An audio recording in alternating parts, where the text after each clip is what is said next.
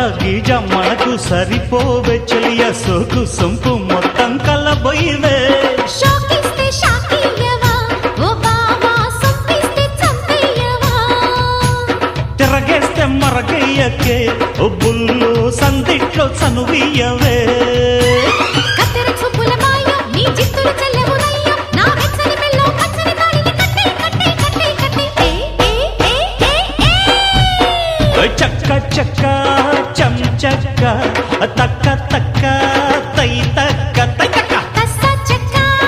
ఏంటిక్క ఒళ్ళోకొస్తా ఎంచక్క